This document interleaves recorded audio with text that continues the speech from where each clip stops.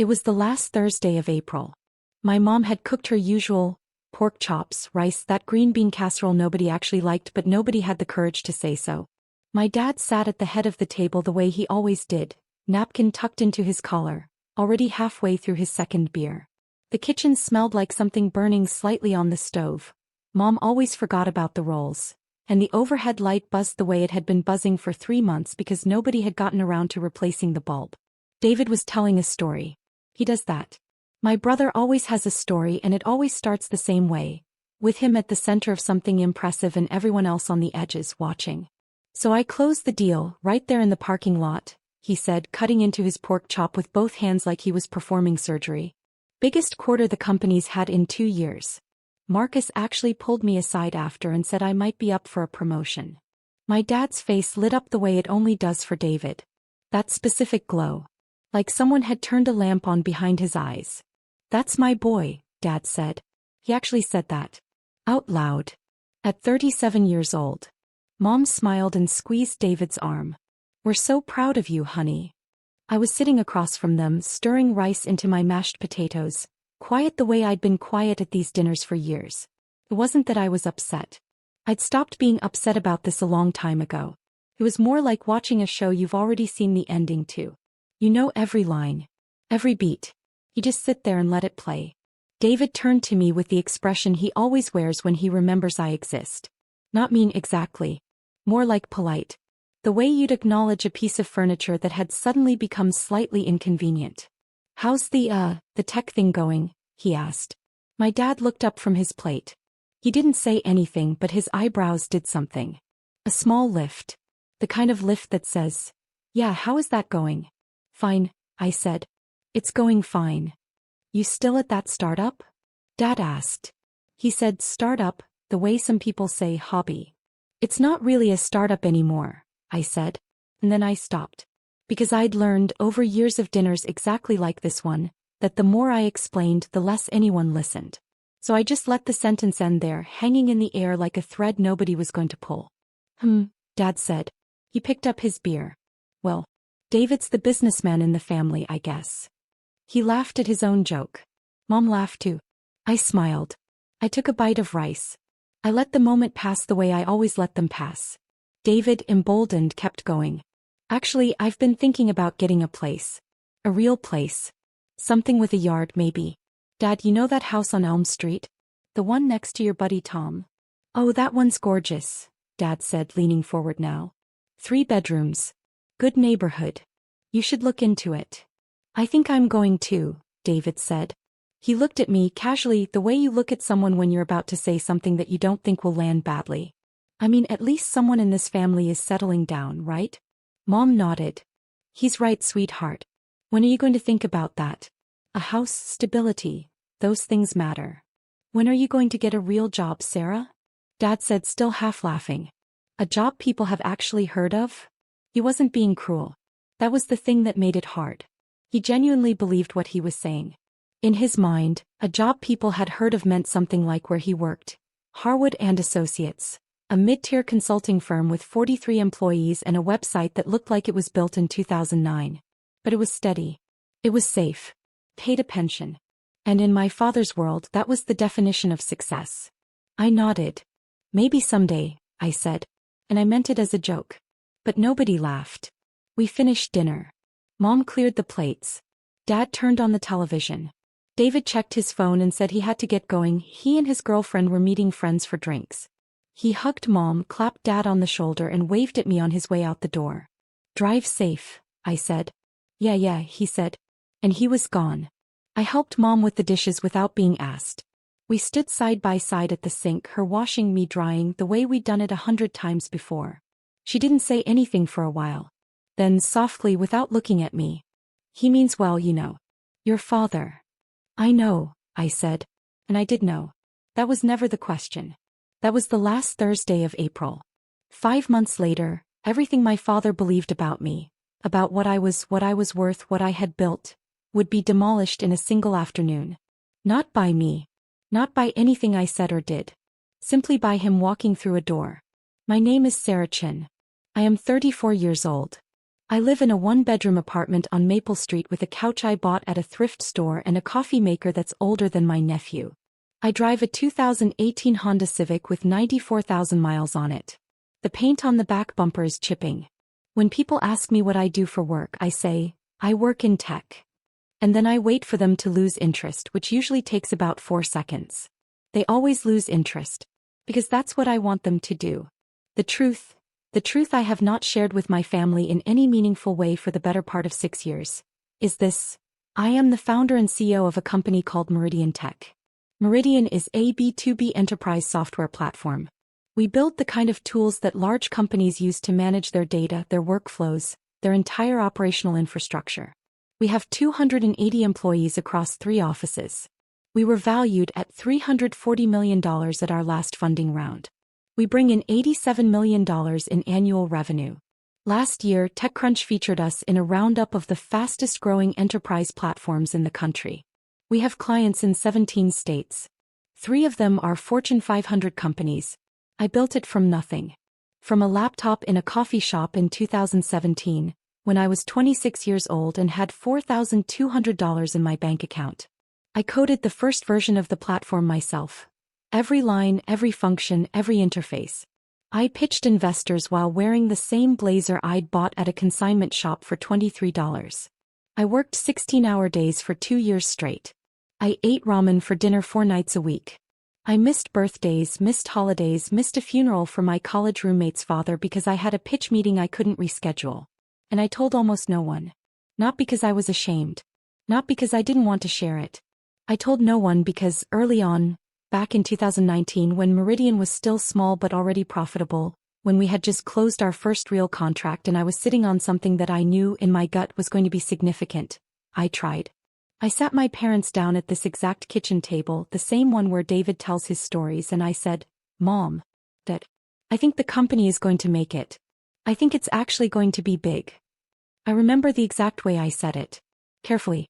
With hope. The way you say something when you've been holding it close to your chest for a long time and you're finally letting it out. My dad looked at me for a long moment. Then he said, That's nice, sweetheart. David just got promoted, by the way. My mom nodded enthusiastically. He's going to be a regional director by next year. Isn't that exciting? I sat there for about 5 seconds. And something in me just closed. Not dramatically. Not with anger. It was quieter than that. It was more like a door gently shutting. I smiled, said, That's great for David, and finished my dinner. After that, I stopped trying to explain. When they asked what I did, I gave them just enough to satisfy the question without giving them anything real. I work in tech. I do some software stuff. It's pretty boring, honestly. And they never pushed. They never asked a single follow-up question. Not once.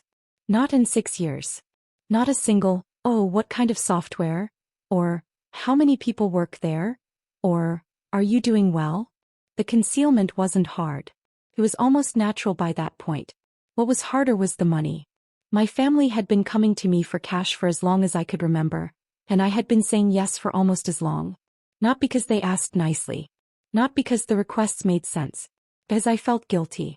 Because somewhere underneath all of it I still believed that if I was generous enough, if I gave enough, if I was useful enough in the one way they seemed to notice, maybe they'd see me. Not just as the quiet one. Not just as the one who didn't matter. As someone real. My dad's car needed a new transmission in 2021. $3,400. I paid it anonymously, told Mom it was a gift from a friend. Dad never questioned it. Why would he? In his mind, Sarah couldn't possibly be the source. She worked some vague tech job that probably paid barely above minimum wage. My brother needed $1,200 for a security deposit when he moved out of Mom and Dad's house. I Venmo'd it to him on a Tuesday afternoon. He texted back, Thanks. When are you free this week? Mom wants to do dinner. Not a word about the money. Not a question about where it came from. My mom asked for $800 for a dental bill that insurance didn't cover. I sent it within the hour. She called to thank me and spent 11 minutes telling me about David's new car. A used Audi he'd financed through a dealership. Isn't it beautiful? She said. He looks so put together. I don't say this to make them sound like villains. They aren't villains. They're just people who never saw me as someone who mattered. And when you don't see someone as someone who matters, you don't notice what they give you. You just take it. You don't ask where it came from. You don't wonder how they can afford it. You just accept it and move on. By April of this year, I had quietly sent my family a little over $14,000 in the past 18 months alone. Not a single one of them knew where the money was coming from. Not a single one of them had ever asked. The breaking point didn't come with a bang. It came on a Wednesday in early May, 3 days after that dinner. My dad called me at 2 o'clock in the afternoon. I was in the middle of a board meeting, the real kind, with investors on the line and quarterly projections on the screen, and my CFO walking through a slide deck that would determine our expansion budget for the next fiscal year, so I let it go to voicemail. He called again at 2:14. I silenced it. He called a third time at 2:31, and this time he left a message. "Sarah, it's Dad. Listen, I need a favor. My credit card got declined at the gas station. Long story, don't worry about it, but I need about $600 to cover it. Just send it to my account, okay? Mom will handle the details. Thanks. Bye." He didn't say please. He didn't ask if I could afford it. He didn't say thank you in any real way. He just said it the way you'd ask someone to pass the salt. Casual. Unremarkable. Like it was the most normal thing in the world. I listened to the voicemail sitting in my office. My actual office, the one with my name on the door and a view of the city skyline and a framed Forbes mention on the wall from 2022 and a whiteboard covered in product roadmap notes. I listened to it once. Then I put my phone down on my desk and I sat very still for about 2 minutes looking out the window at nothing. And then I made a decision. Not an angry decision. Not a dramatic one. It was the calmest decision I had ever made in my life. I said okay. Just okay. To myself. Quietly. And then I stopped. I didn't send the $600. I didn't call my mom. I didn't send an angry text explaining why. I didn't write a long message listing every single time they had dismissed me, every birthday they'd spent praising David, every dinner where I sat in silence and watched my brother get the spotlight. I didn't do any of that. Because that's not how I work. I don't explode. Stop. I stopped sending money. I stopped answering the request. I stopped showing up to family dinners where I sat quietly and watched my brother get praised for achievements that were, objectively, a fraction of what I had already built. I didn't ghost them entirely. I still answered the phone sometimes. I still said hi. But the money stopped. And the showing up stopped. And the pretending stopped. My family, predictably, did not think I was serious. "Sarah's probably just busy," my mom told my dad, according to a text she sent my brother that David accidentally forwarded to me. You know how she gets. They thought it would blow over. They thought I'd come back to the table quiet and compliant the way I always had. Because that's what I had always done. For years. I had shown up. I had smiled. I had handed over money and asked for nothing. And they had come to rely on it without ever realizing it was something I was choosing to give. I had just chosen to stop. They were wrong to think it would blow over. June was when they first noticed something was off. My dad called about a car repair. $1,800 for brake pads and rotors on his sedan. He called me on a Saturday morning, cheerful, casual, the way he always sounded when he needed something. I let it ring. He called Mom. Mom called me. I let it ring again. 2 days later, Mom sent a text. "Honey, Dad's car is making a terrible sound. Are you going to help with this?" I read it. I typed nothing. I set my phone down and went for a run. The brake pads didn't get fixed for another week. Dad drove the car anyway, the grinding sound getting worse with every mile, the kind of sound that makes you wince every time you hit the brakes. When he finally took it in, he paid with a credit card that was already carrying a balance from a trip he and Mom had taken to see David for his birthday in March. A trip they hadn't invited me to. By July, the pattern was clear. Without my quiet, invisible contributions, the small financial cracks in my family's life started showing up one by one. Mom's credit card bill crept up $200 in a single month. Dad started complaining at dinner about how expensive groceries had gotten, as though the price of lettuce had changed overnight. David texted me once, casually, asking if I could float him $1,000 for a car payment that was due early. He added a laughing emoji at the end as though the request was a joke. It wasn't. I didn't respond to that one either.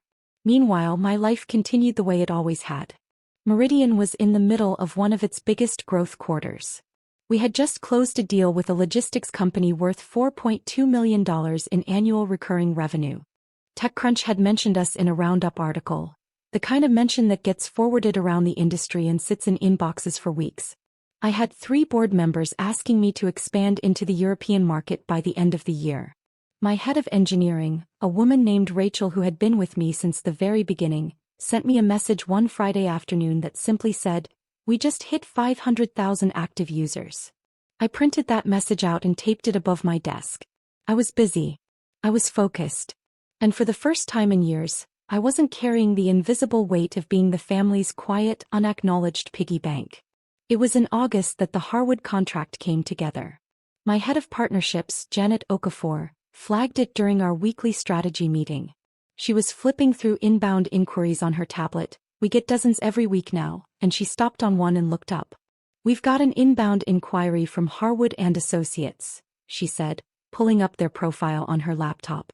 Mid-tier consulting firm. 43 employees. They're looking for a data management platform for their client-facing projects. I looked at the name on the screen. Harwood and Associates. My dad's company.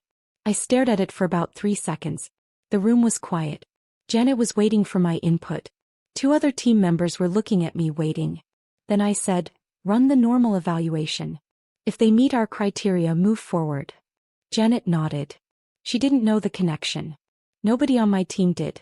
I had never once mentioned my family to anyone at Meridian. Not my parents. Not David. Not the dinners, not the money, not the years of being invisible. It was a clean wall and I had built it carefully brick by brick and I wanted to keep it that way. The evaluation took 2 weeks. Harwood qualified easily. The contract was drafted. Terms were agreed upon. Everything moved forward through the proper channels the way it always does. Nobody at Meridian thought twice about it. It was just another client. But I knew.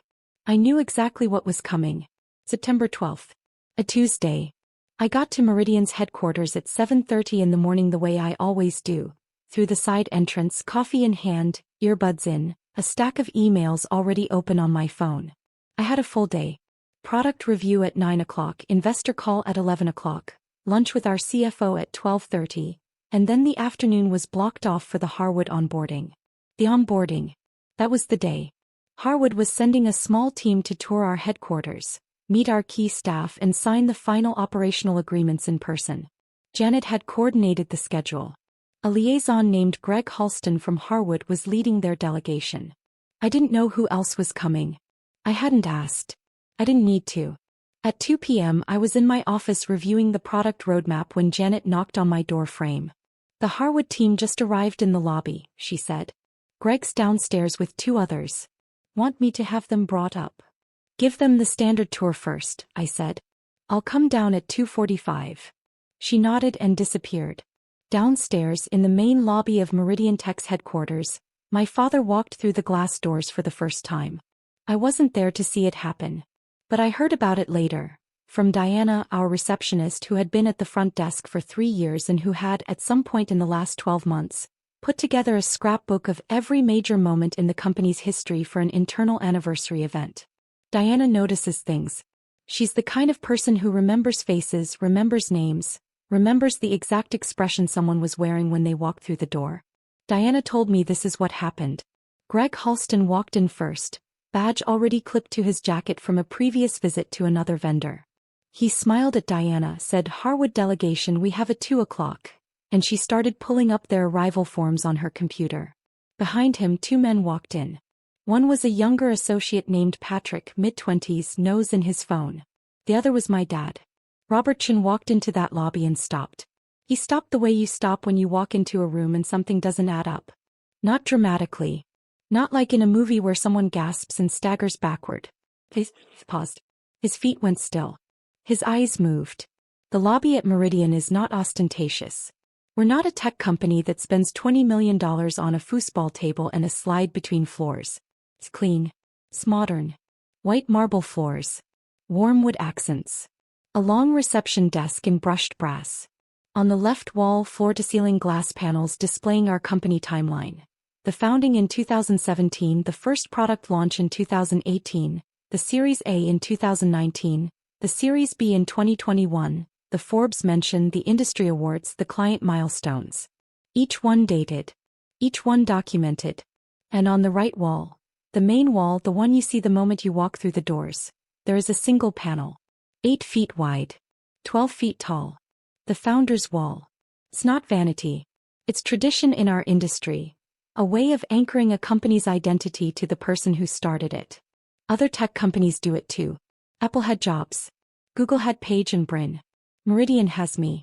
My photo, a professional headshot, black and white, taken during a magazine shoot last spring, is centered on that panel. My name is printed beneath it in clean, modern typography. And below my name 4 words. Sarah Chen, founder and 12 feet high. My dad stood in that lobby and looked at that wall. Diana told me later that she watched his face go through something she couldn't quite name. It wasn't shock exactly. It was more like a slow recalculation. Like someone had just shown him a math problem he'd been solving wrong for 30 years and the correct answer was staring him in the face. Greg turned around. Robert? You okay? My dad didn't answer right away. He was still looking at the wall. Robert. That's. My dad started. He pointed at the photo. At my name. That's my daughter. Greg blinked. He looked at the wall. He looked back at my dad. Sarah Chen is your daughter? My dad nodded. His hands, Diana told me, were shaking. Greg didn't know what to say. Patrick looked up from his phone, confused. Diana, behind the desk, went very still. It was at that exact moment that Janet Okafor came down from the 3rd floor to greet the delegation. She walked into the lobby with her tablet, smile already in place, and stopped when she saw the look on everyone's faces. Everything okay? She asked. Greg pointed at my dad. This is Robert Chen. He says he's Sarah's father. Janet looked at my dad. Then she looked at the wall. Then she looked back at him. Oh, she said. Just that. There was a silence that lasted about 4 seconds. It felt longer. Janet recovered first. She's good at that.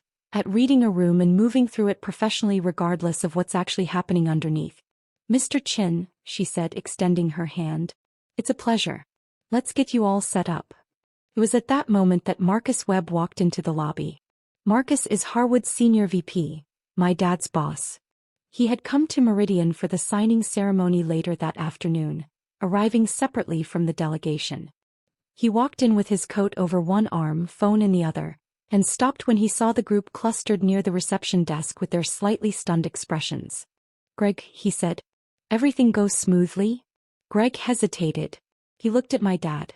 Then back at Marcus. Actually, Marcus, this is Robert Chen. He's on your team. And apparently. Greg gestured at the wall. At my name. 12 feet high. Marcus looked at the wall. Then he looked at my dad. Something shifted in his expression.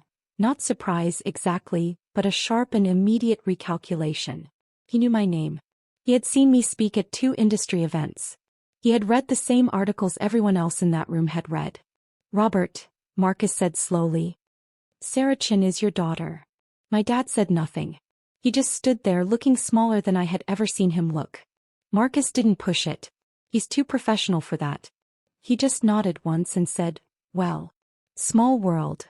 And then he turned to Greg and started talking about the signing documents, and the conversation moved on the way conversations do when everyone in the room is pretending something didn't just happen. But something had changed. The air in that lobby was different now. Greg, Patrick, Diana, Janet, Marcus. Every single person standing in that room had just watched Robert Chen find out that the company his firm had signed a contract with was built by his own daughter. The daughter he called the tech thing at dinner. The tour continued. Greg led the Harwood team through the 1st floor, the open-plan workspace where 62 engineers sat coding, the glass-walled conference rooms, the wall of client logos that included 3 Fortune 500 companies. My dad walked through it all in silence, his eyes moving from one thing to the next, recalculating. At one point they passed a monitor in the hallway that was displaying the company newsletter, an internal publication we send out every 2 weeks. The current issue had a photo of me at an industry event in San Francisco, shaking hands with the CEO of one of our biggest enterprise clients. The headline read, Meridian closes record Q3. My dad stopped in front of that screen for a long time. Patrick asked if he was okay. My dad said he was fine. They made it to the 2nd floor. Janet showed them the Partnership Operations Center, the team that would be handling the Harwood account day to day. She introduced Greg to the account managers. She walked them through the onboarding timeline. And then at 2:43 p.m. Janet's phone buzzed. She glanced at it, nodded and said, "Sarah's available. Let me bring you up to meet her." The elevator ride to the third floor was quiet. My dad stood in the back corner, arms crossed, jaw tight. Greg was making small talk about the building. Patrick was on his phone again. The doors opened. Janet led them down a short hallway, past the CFO's office, past the product team's bullpen, past a wall of framed press coverage, and stopped at a door with a frosted glass panel. On the panel in simple black letters, Sarah Chin. Janet knocked twice and opened the door. I was standing by the window, coffee in hand, looking out at the city. I turned around when they walked in. I saw Greg first, then Patrick. Then I looked past them, and there was my dad, standing in the doorway of my office, in my building, looking at me the way you look at someone when you realize for the first time that you have been fundamentally wrong about them for a very long time. I didn't smile. I didn't frown. I just looked at him for about 3 seconds, and then I shifted into the same professional calm I use in every meeting. "Greg," I said, extending my hand. "Good to finally meet you in person. Janet's told me great things about the Harwood team." Greg shook my hand. "Miss Chin, the pleasure is ours. This is a beautiful operation you've built." "Thank you," I said. I looked at my dad again. He was standing slightly behind Greg, not quite able to look at me directly. His hands were at his sides now, but his fingers were doing something, curling and uncurling slowly the way they do when he's nervous. I'd seen that 1,000 times in my childhood. Before job interviews. Before arguments with Mom. Before anything that made him feel small. "Dad," I said, quietly. Not for the room. Just for him. He looked up. His mouth opened. Nothing came out. I let the silence sit for exactly 2 seconds. Then I turned back to Greg. "Janet, can you take Greg and Patrick through the final contract review on the 4th floor? I have another meeting at 3 o'clock and I want to make sure we stay on schedule." "Of course," Janet said. She guided Greg and Patrick toward the door with practiced ease. As they filed out, I caught Greg's eye. "Greg, make sure Mr. Chin gets everything he needs. He's important to us." Greg nodded, confused but polite. Patrick didn't look up. My dad was the last one in the doorway. He stood there for a moment after the others had passed. "Sarah," he said. His voice was different. Quieter than I'd heard it in years. I looked at him. I didn't walk toward him. I didn't close the distance. I just stood by my window in my office in the building I had built from nothing, and I let him see me. "We can talk this weekend," I said. "If you want to." He nodded. Once. And then he turned and walked out. My dad called me 23 times that evening. The first call came at 4:17 p.m., 15 minutes after he left the building. I let it ring. The second came at 4:22. I let that one ring too. By 5 o'clock there were 7 missed calls and 3 voicemails. I didn't listen to the voicemails until later that night, sitting on my thrift store couch in my 1-bedroom apartment, a glass of water on the coffee table, the city quiet outside my window. The first voicemail was almost incoherent. My dad's voice was tight, strained, like he was trying to hold something together that kept wanting to fall apart. "Sarah. It's Dad. Call me back. Bae. Just call me back." The second one was quieter. "I didn't know. I swear I didn't know. I mean, I knew you worked in tech, but I didn't. Sarah, $340 million? Is that real? Call me." The third voicemail was the one that got me. His voice broke. Not dramatically. Not in a way he'd ever admit to if you asked him about it later. But it cracked, right in the middle of a sentence, the way it does when someone is trying very hard not to cry and failing just slightly. "I'm sorry," he said. "I think I've been really, really wrong about you. For a long time. And I don't know what to say about that. So just, call me. Please." I listened to it twice. Then I put my phone down and sat in the quiet for a while. My mom called at 6:30. She'd found out from Dad, who had called her the moment he left the building. Mom was crying. Real crying, not the performative kind. She left a voicemail that was mostly just her saying, "Oh, Sarah," over and over again. David found out at 8 p.m. He called once, didn't leave a message, and then texted, "Dad just told me. Are you serious right now?" I didn't reply to that text. Not that night. The extended family learned about it over the next 48 hours, the way news travels in a family like ours, through phone calls, texts, and at least one post from my Aunt Karen that generated 17 comments in 2 hours. At Harwood, the impact was quieter but no less real. Marcus Webb, the senior VP who oversaw the Meridian account, pulled my dad aside the next morning. Marcus had met me twice before at industry events. Once in Boston, once in Chicago. He knew exactly who I was and what Meridian was worth. "Robert," Marcus said, sitting across from him in his office, "why didn't you ever mention your daughter?" My dad didn't have an answer for that. Or if he did, it wasn't one he wanted to say out loud. Marcus didn't make it uncomfortable. He's a professional. But from that point on, things at Harwood shifted in the way they always shift when someone discovers that one of their employees has been quietly connected to something significant that they didn't know about. It wasn't hostile. It was just aware. People looked at my dad differently. Not with contempt. With a kind of curious reassessment. Greg Halston texted Janet the next day. "Quick question. Is it normal for a client's family to show up during onboarding? Asking for a friend." Janet laughed when she told me that one. David was the one who surprised me the most. He didn't call again for 3 days. Then on Friday evening he sent me a long text. Not an apology exactly. David doesn't apologize easily. But something close to it. An acknowledgement. He wrote that he'd looked up Meridian online after Dad told him, and that he'd spent an hour reading about the company, and that he felt kind of like an idiot, his words, for never once asking me a real question about what I did. He ended the text with, "Dad's a mess. Mom's crying every 5 minutes. I think you should talk to them when you're ready. But not before. On your terms." I read that text standing in my kitchen at 9 p.m. on a Friday night, and it was the closest I came to crying through the whole thing.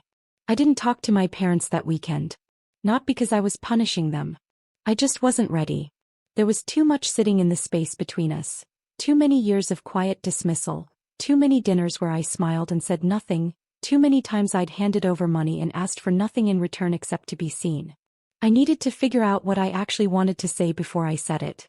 3 weeks later, on a Sunday morning, my dad sent me a text. It was short. 4 sentences. "Sarah, I owe you an apology. A real one. Not on the phone. Can we get coffee?"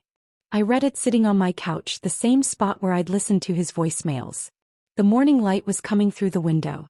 My apartment was quiet. The Honda Civic was parked outside with its chipping bumper paint. Everything looked exactly the same as it always had. I read the text once more. Then I set my phone down and went to make breakfast. I didn't reply that day. Not because I didn't want to, but because for the first time in my life I didn't have to rush to give my family what they needed. I had built something real. Something that 280 people showed up to every day. Something worth $340 million. Something that had taken me 8 years of silence and sacrifice to create. And it wasn't going anywhere. The coffee could wait until Monday.